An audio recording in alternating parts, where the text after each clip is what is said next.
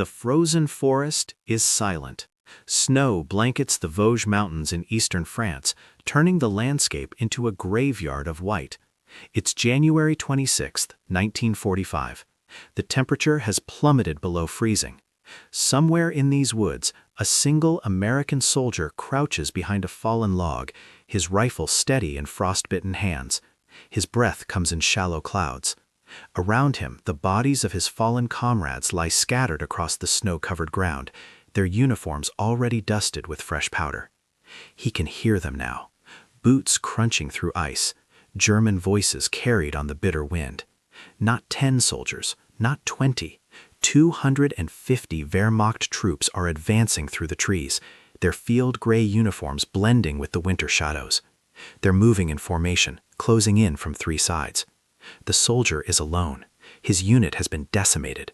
Retreat is impossible. Surrender is not an option.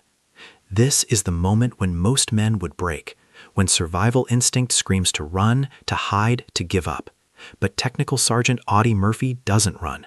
Instead, he climbs atop a burning tank destroyer that could explode at any second, takes hold of its .50 caliber machine gun, and makes a decision that will echo through military history forever. For the next hour, one man will hold the line against an entire German infantry company. This is the true story of how one U.S. soldier held off 250 German troops single-handedly, and why his actions on that freezing January day would become the most decorated moment in American military history. To understand what happened in those woods near Holtzwihr, France, we need to go back. Audie Murphy wasn't supposed to be a war hero.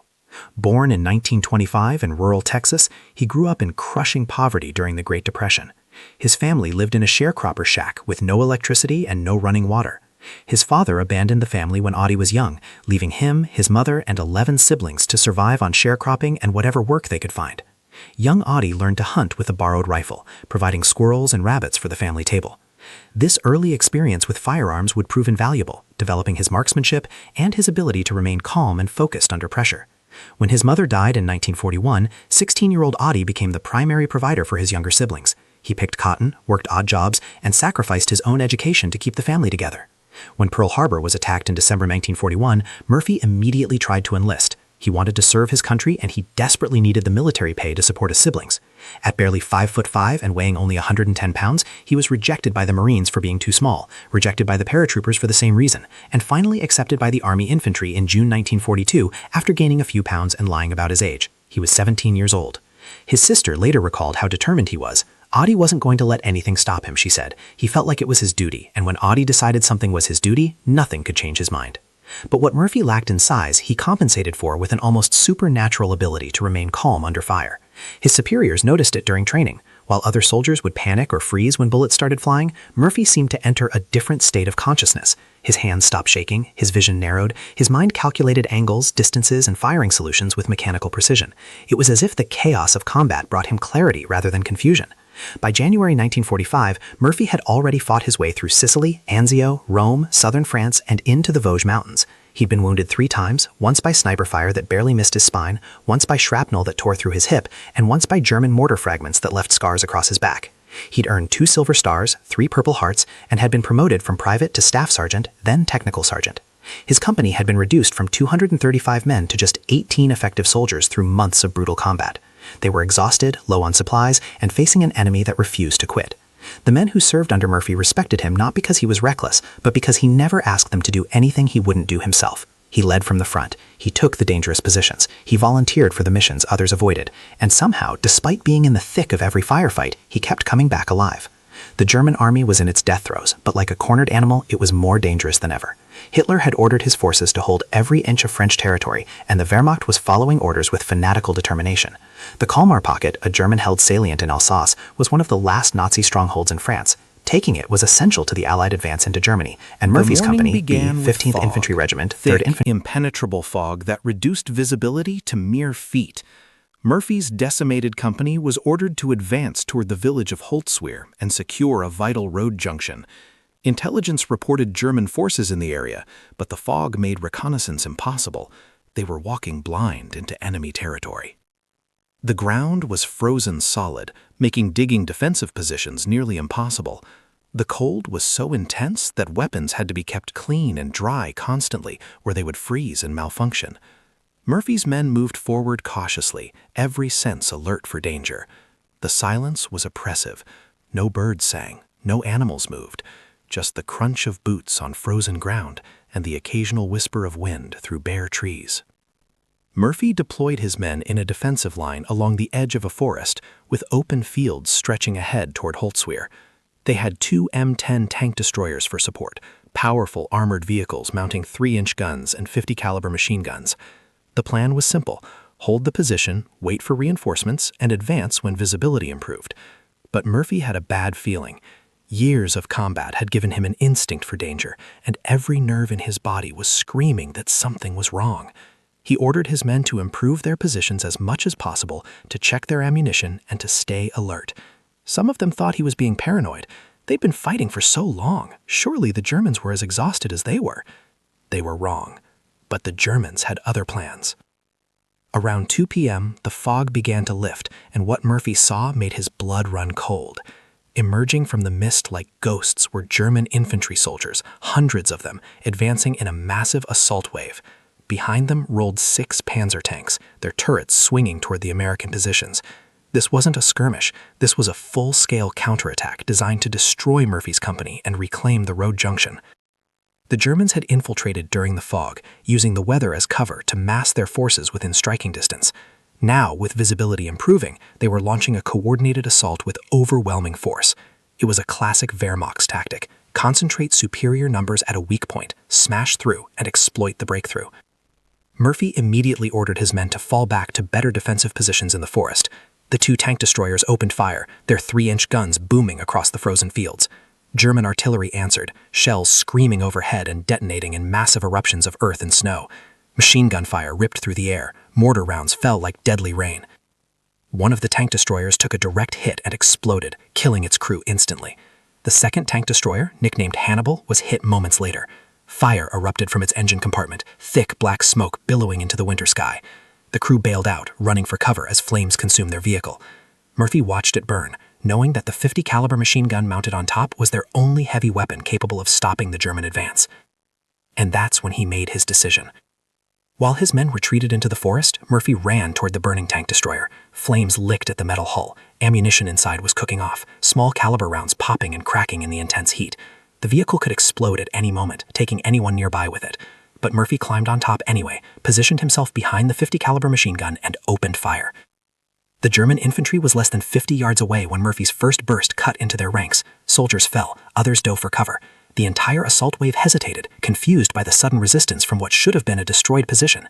Murphy adjusted his aim and fired again, short, controlled bursts that swept across the approaching troops like a scythe through wheat. The 50 caliber machine gun is a devastating weapon. Each round is nearly 4 inches long and travels over 2,800 feet per second. It was designed to penetrate armor and destroy vehicles, and against unprotected infantry, its effects were catastrophic. Murphy had trained extensively with the weapon, understanding its capabilities and limitations. He knew that controlled bursts would prevent overheating and conserve ammunition while maintaining accurate fire.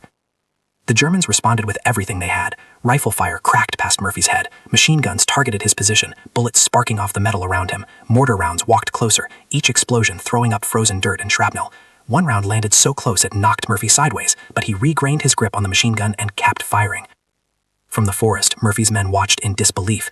Their company commander was standing fully exposed on a burning vehicle, single-handedly holding off an entire German company. Lieutenant Walter Weisbenfinning tried to call Murphy back, but Murphy ignored him. He was in that zone now, that place where fear disappears and only the mission remains. The German commander couldn't believe what he was seeing either. One man, one machine gun, but that man was stopping his entire advance. He ordered his troops to flank the position, sending squads left and right to encircle the burning tank destroyer. Murphy saw them coming and adjusted his fire, traversing the heavy machine gun left, then right, then center, creating overlapping fields of fire that made approach impossible. If you're enjoying this journey through history, remember to subscribe to WW2 Last Stand, where we bring forgotten battles, hidden stories, and untold final stands of World War II back to life. They tried rushing the position. Murphy cut them down. They tried suppressing him with coordinated fire. He ducked behind the turret, waited for the lull, and came back up firing. They called in artillery. The shells landed close enough to shower him with debris, but the tank destroyer's armor protected him from the worst of the shrapnel. For nearly an hour, Murphy fought alone. His hands were numb from the cold and the vibration of the machine gun. His ears rang from the constant explosions. Smoke from the burning vehicle stung his eyes and choked his lungs. The heat from the flames was intense, but he couldn't move. If he abandoned this position, the Germans would... So he kept firing. Belt after belt of 50 caliber ammunition fed through the gun. Empty shell casings piled around his feet. The barrel glowed red hot, but Murphy didn't stop. He called in artillery corrections over his field telephone, directing American guns onto German positions even as he fired the machine gun with his other hand. He was orchestrating an entire defensive battle from the top of a vehicle that was literally burning beneath him. The field telephone line had been hit by shrapnel, but was still functioning intermittently. Between bursts of machine gun fire, Murphy would shout coordinates and corrections to the artillery battery several miles behind the lines. His voice was calm, methodical, as if he were conducting a training exercise rather than fighting for his life. The artillery officers on the other end couldn't believe the reports they were receiving.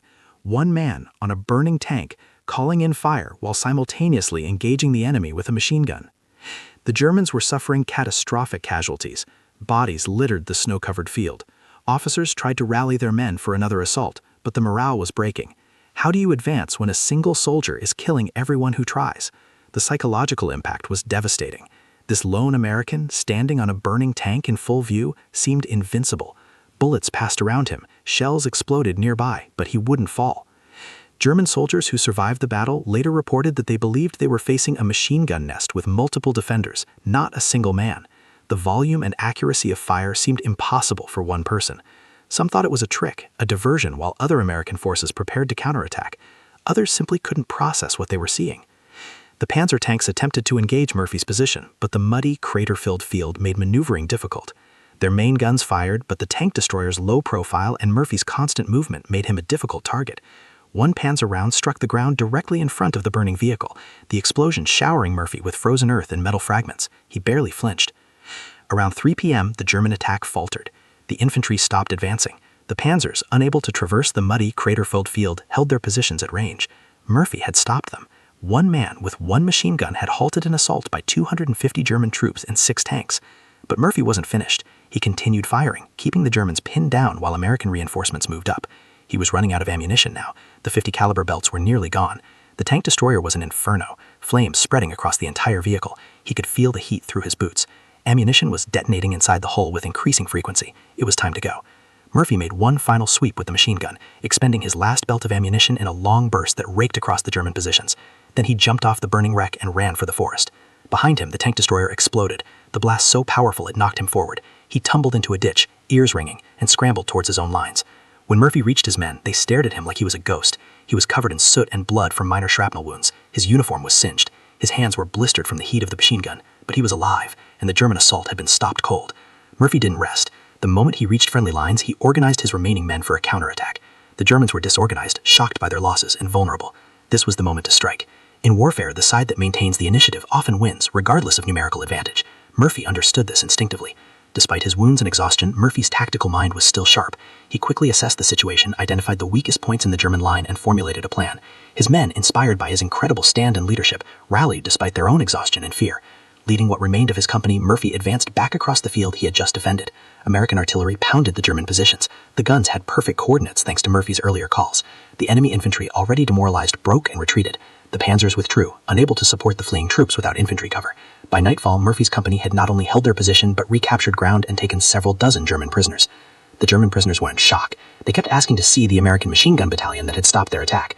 When they were told it was one man on one machine gun, many refused to believe it. Some thought it was psychological warfare and attempted to demoralize them further. It wasn't until they saw the burned-out tank destroyer, the spent shell casings, and heard consistent accounts from multiple... The cost had been devastating. Murphy's company of 18 men suffered additional casualties, but they had stopped an assault force more than 10 times their size. The road junction remained in American hands. The German counterattack had failed, and one man's refusal to surrender had made all the difference. News of Murphy's stand spread quickly through the ranks. Soldiers who heard the story didn't believe it at first. One man holding off 250 Germans? Impossible. But the evidence was undeniable. The German casualties, the burned-out tank destroyer, the testimony of Murphy's men and the German prisoners. When the official report reached higher command, there was no question about what had to happen. On June 2, 1945, Audie Murphy was awarded the Medal of Honor, America's highest military decoration for valor in combat. The citation read in part, "Second Lieutenant Murphy commanded Company B, which was attacked by 6 tanks and waves of infantry. Second Lieutenant Murphy ordered his men to withdraw to prepared positions in the woods, while he remained forward at his command post and continued to give fire directions to the artillery by telephone. Behind him, to his right, one of our tank destroyers received a direct hit and began to burn. Its crew withdrew to the woods. Second Lieutenant Murphy continued to direct artillery fire, which killed large numbers of the advance enemy infantry. With the enemy tanks abreast of his position, Second Lieutenant Murphy climbed on the burning tank destroyer, which was in danger of blowing up at any moment, and employed its .50 caliber machine gun against the enemy." The citation continued, describing how Murphy held his position for over an hour, suffered a leg wound during the action, and then led the counterattack that drove the Germans back. Reading the official account, even in its formal military language, the magnitude of what Murphy accomplished becomes clear. But the Medal of Honor was just one of Murphy's decorations. By the end of World War II, he had received every combat medal the United States could award, including 2 Silver Stars, the Distinguished Service Cross, 3 Purple Hearts, and the French Legion of Honor. He also received 5 decorations from France and Belgium. He was and remains the most decorated American combat soldier of World War II. General George Marshall personally presented Murphy with several of his awards, remarking that Murphy's actions represented the finest traditions of the American military. President Harry Truman shook Murphy's hand in the Oval Office and told him that his courage had inspired the entire nation. After the war, Murphy struggled with what we now call post-traumatic stress disorder. He suffered from nightmares, insomnia, and depression. The images from Holtzwihr and dozens of other battles haunted him. He would wake up screaming, reliving the moment when friends died beside him or when he made the split-second decisions that meant life or death for his men. In an era when mental health issues were stigmatized and poorly understood, Murphy spoke openly about his struggles, helping to break down barriers and encourage other veterans to seek help. He testified before Congress about the need for better mental health services for veterans, using his fame and Medal of Honor status to draw attention to an issue that most people wanted to ignore. He moved to Hollywood and became a successful actor, starring in 44 films including To Hell and Back, the 1955 movie based on his autobiography. But he never forgot where he came from or what he'd experienced. He advocated for veterans' rights and better mental health treatment for combat soldiers. He helped countless veterans personally, using his own money to assist those who were struggling with medical bills, unemployment, or homelessness. Murphy died in a plane crash in 1971 at the age of 45. He was buried with full military honors at Arlington National Cemetery, where his grave remains one of the most visited sites, second only to President John F. Kennedy's. Every day, visitors place flowers, flags, and handwritten notes on his grave. The story of how one U.S. soldier held off 250 German troops single-handedly isn't just about courage, though courage was certainly displayed in abundance that frozen January day. It's about what happens when an individual refuses to accept defeat, when duty outweighs survival instinct, when one person decides that some things are worth dying for. Murphy's actions at Holtzwihr saved his company and contributed to the eventual collapse of the Kalmar Pocket. His stand became a symbol of American determination in the final months of World War II, a reminder that even in the darkest moments, individual actions can change the course of history. The road junction he defended became a critical supply route for Allied forces advancing into Germany, and the German forces that were supposed to retake it never recovered from their losses. But perhaps more importantly, Murphy's story reminds us that heroes aren't born, they're forged.